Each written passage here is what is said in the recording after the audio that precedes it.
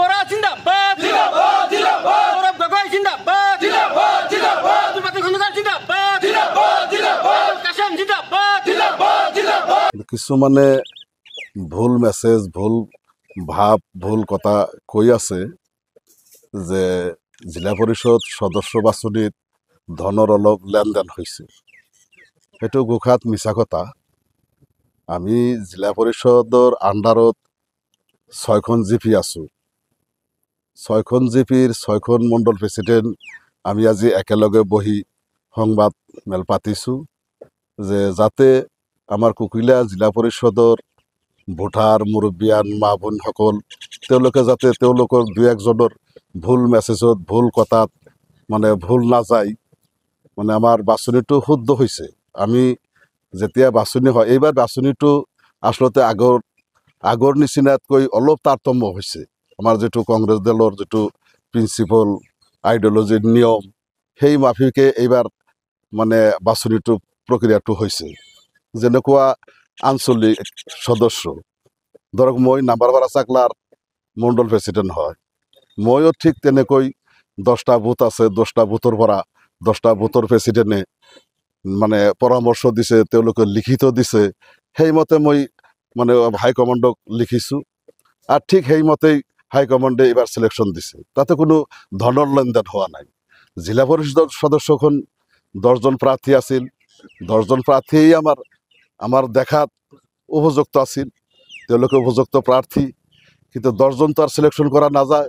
তাৰ ভিতৰত আমি মণ্ডল মানে সকলোৱে ভাবি চিন্তি বহি আমাক মানে এটা মানে কৰি দিছিল যে আপোনালোকে এটা ছাজেশ্যন দিয়ক। মতে আমি সেইমতে ছাজেশ্যন দিছোঁ।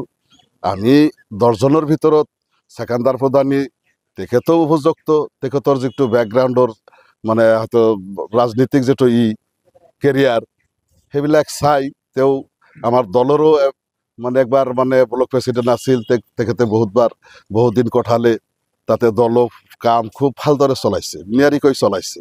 পঞ্চায়তৰ সভাপতি আছিল একটা টাৰ্ম, তাতেও তেনেকুৱা গাফলা নাই, তাতেওতো কেনেকুৱা বদনাম নাই।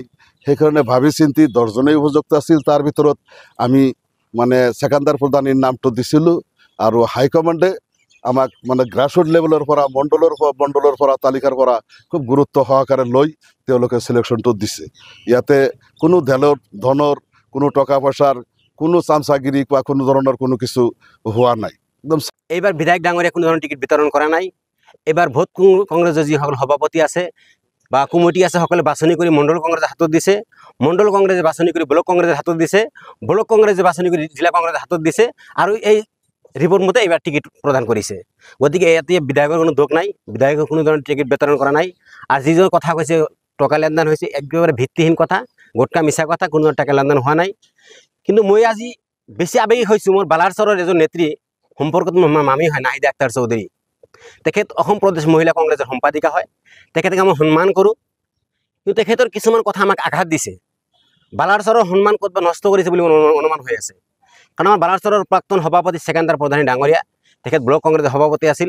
এইবাৰ 11 নং কুকিলা জিলা পৰিষদত তেখেতে সদস্য পদত তেখেতে প্ৰাৰ্থিত্ব দিছে কংগ্ৰেছ দলৰ। গতিকে তেখেতৰ ওপৰত কিছুমান মিছা অভিযোগ তেখেত আনিছে।